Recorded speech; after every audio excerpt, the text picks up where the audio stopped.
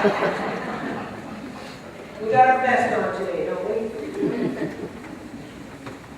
Easter Sunday. We say that so nonchalantly, like it's a big deal. We celebrate the resurrection.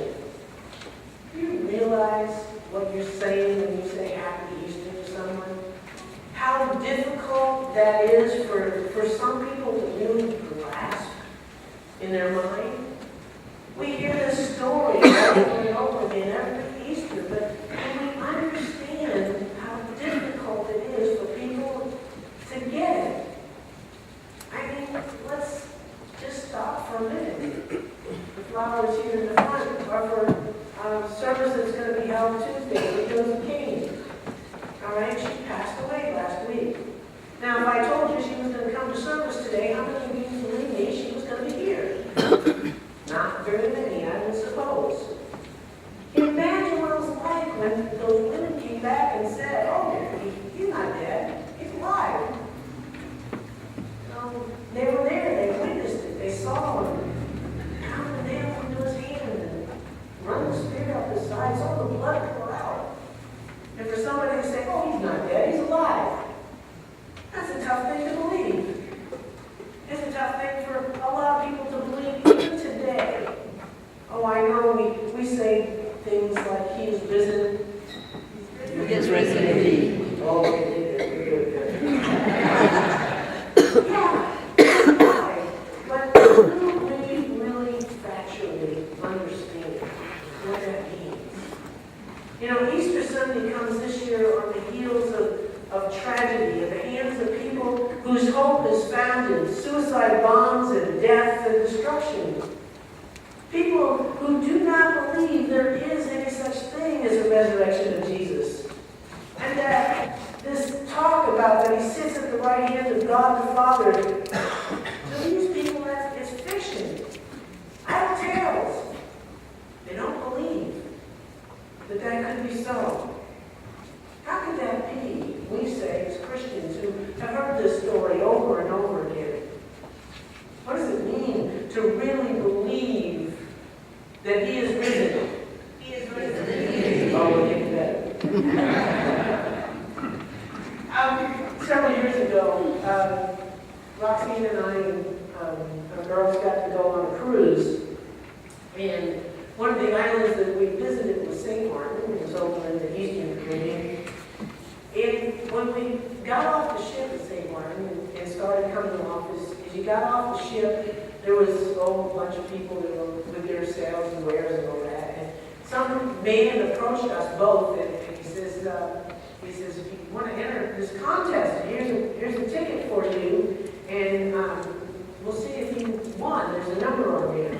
So he gave us the ticket, and he said, what number do you have?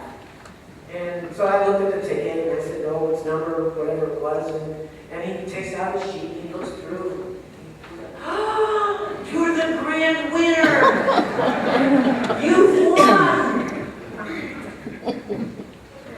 I'm like, "What exactly did we win?" "Well, just come over here and come on here and we'll tell you all about the prize that you won." Well, no thanks. We're on our way into town, so we just kind of passed on by. You know, first of all, we didn't believe him. It was one of those things that was too good to believe. It was a scam. We didn't know. But we didn't want to waste our time. We were in port for just a short time, and we wanted to see where we were going and what was going to be. And so we didn't even try to search out the truth. We rejected the offer flat out, without even finding out if the guy was sincere or not. You know, I wonder if we had believed him, what might have happened. No telling. But we didn't believe. When I prepared for this sermon this morning and wanted to share this Easter story again this year, I wondered how many people this Easter would have the same feelings towards the offer Jesus makes to us about eternal life. Is it too good to believe? You know?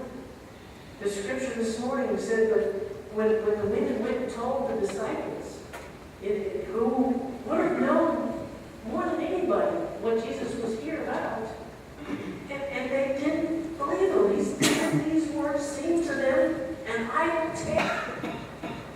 They didn't believe. Was it just too good to believe? Or did they just reject the offer without even searching out the truth? Just like we did in St. Martin. What was it? Something was different, though. Peter said, wait a minute. I need to do something here. I need to check this out. In our scripture this morning, 4:12, Peter, however, got up and ran to the tomb. Bending over, he saw the linen lying there all folded up and put in its place.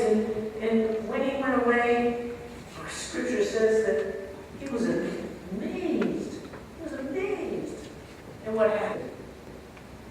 What moved Peter? Something happened.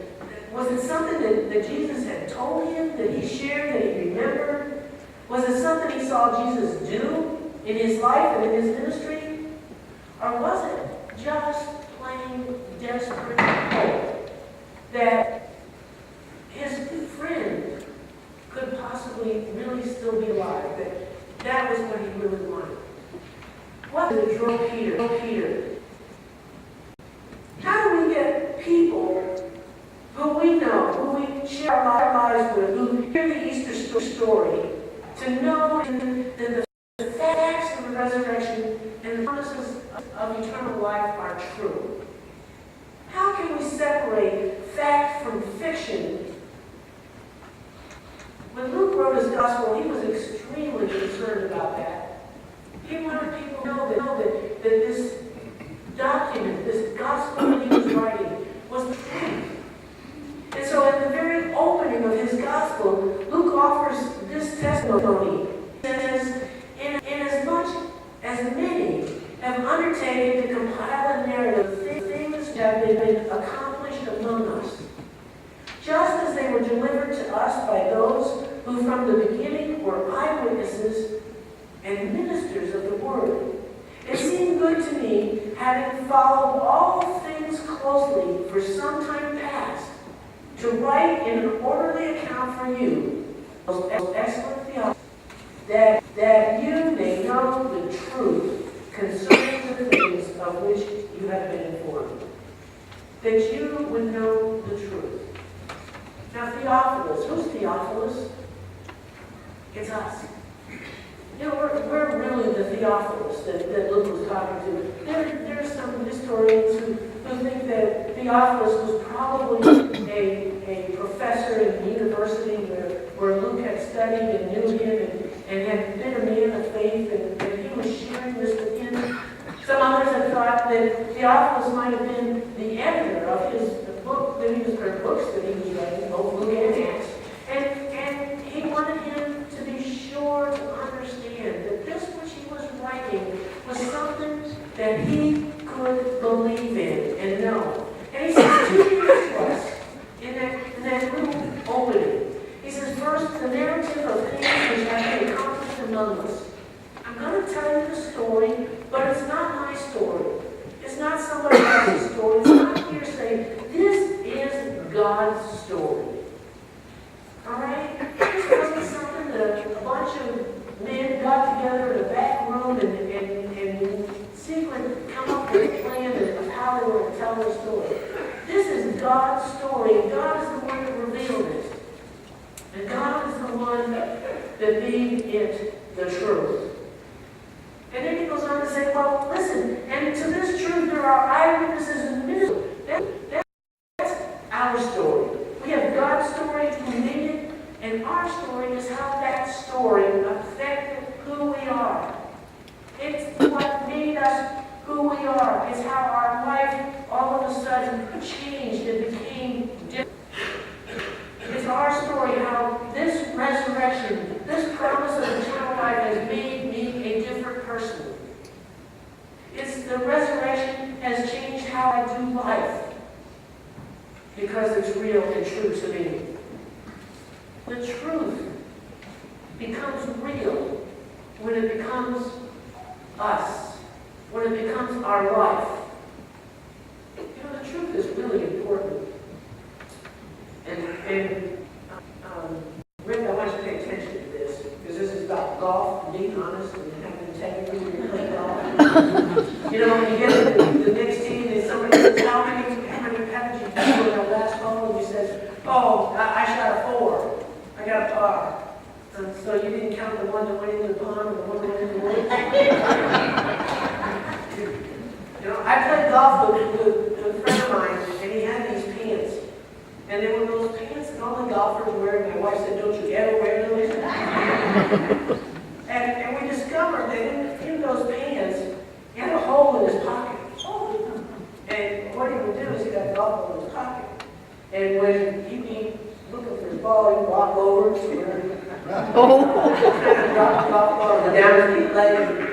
Oh, I found it! It's right here! Didn't cost me a shot. And if you think golfers are bad, talk to fishermen. Yeah, I caught me a really good one the other day. It was you know, there's something about telling the truth. That when we are eyewitnesses and integrity and our life with truth becomes a reality, we believe it. We believe that what they're saying is true. It's because of who they are and how their life is that the truth is revealed. There was, back probably 5, 6 years ago, there was a writer in the New York Times, Jason Blair, and he had written a whole bunch of stories in the Times, and they turned out to be false. They were not true.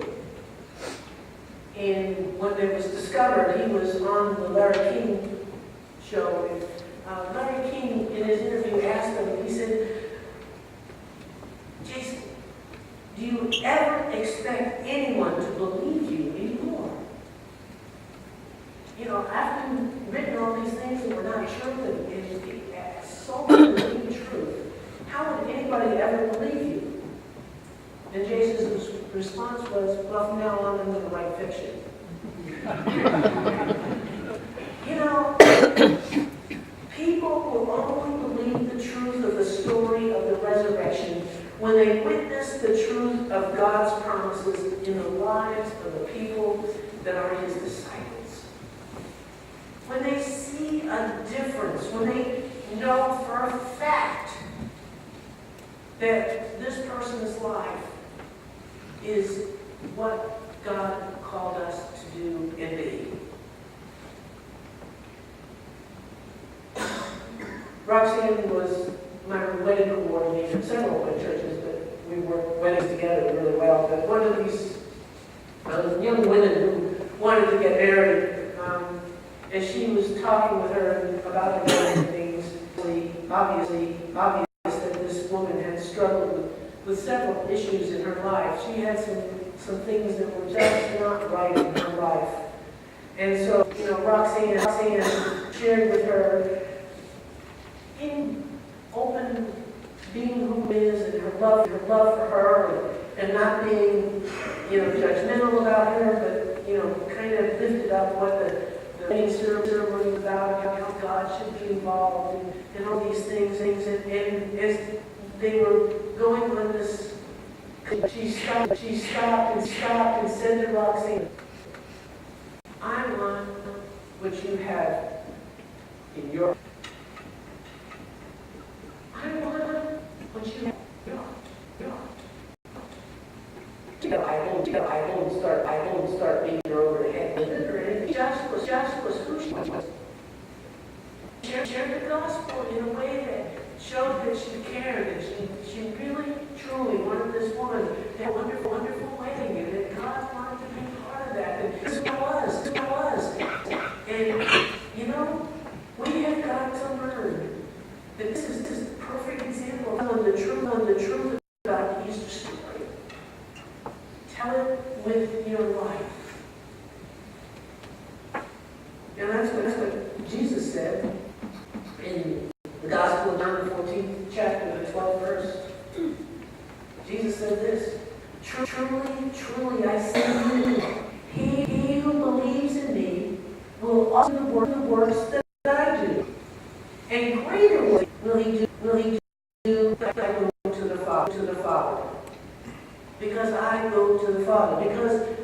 the resurrection. I am resurrected.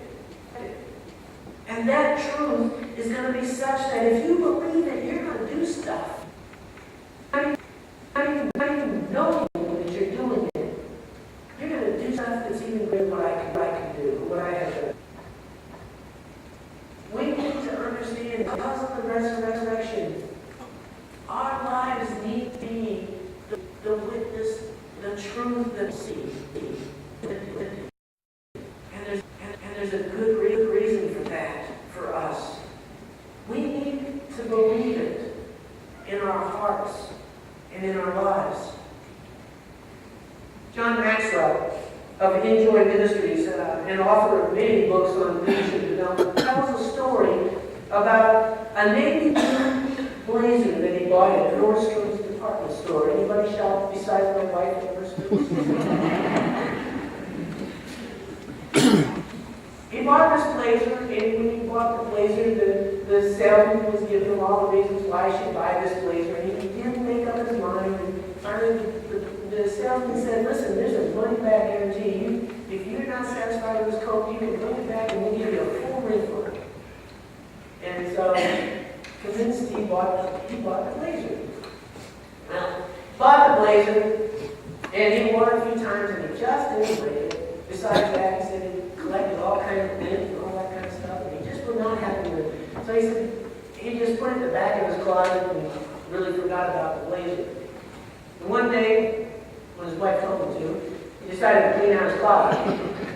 And as he was cleaning out the closet, he comes across the blazer. And he takes the blazer out, he's looking at it, and as he's looking at it, he's reminded what the salesman told him. He said, "Listen, if you are not happy with it, you don't like it, you bring it back and we'll give you a full refund." Well, this is a year and a half after he bought it. So he thought, oh well. So he takes the jacket, still on the Nordstrom hanger and everything, takes it back to the store, finds that same salesman, and he says, "You told me that when I bought this, you guaranteed that I would like it and you would give me a full refund." And the guy looked at him and said, "Well, when did you buy it?" And he thought, okay, well, it was about a year and a half ago. Astonished, the salesman looked at him and said, "Good heavens, what took you so long to bring it back? What took you so long to believe that what I told you about an unconditional guarantee?" See, we need to understand that Easter is not just today. It's not just one Sunday a year. Easter is every single day of our lives. Easter is something that tells us who we are. Early Christianity, we were called Easter people because we're different than the rest of the world. We believe something they thought was unbelievable. The only way people are ever going to believe that tomb was empty, the only way they're ever going to believe that there is a resurrected Lord and that there is life eternal is by our witness, our testimony. And that testimony needs to be not by our words, but by our lives. Easter, they in our calendar. Just look at the text. But it should be just one Sunday. It should be every single day. For those who call themselves disciples of Jesus, we live a life that witnesses the truth of the resurrection. You've never accepted this truth that God has offered to you. This eternal life. This that's too good to believe. He's probably waiting and wondering. For heaven's sakes, what's taking you so long? the truth. It's a promise. The resurrection is not just some historical event that people argue about. It is the truth. And for more than 2,000 years, we celebrated this wonderful Sunday. And there are people who don't know that Christ is risen.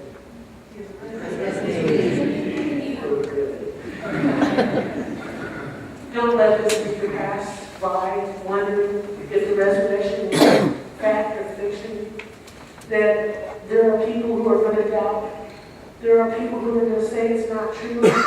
There are people who are even going to criticize you for believing such idle tales. But let your life be a testimony of the truth. Reap the rewards of God's promises. Take your life and make it count so that others will see that Jesus is alive, Christ is risen.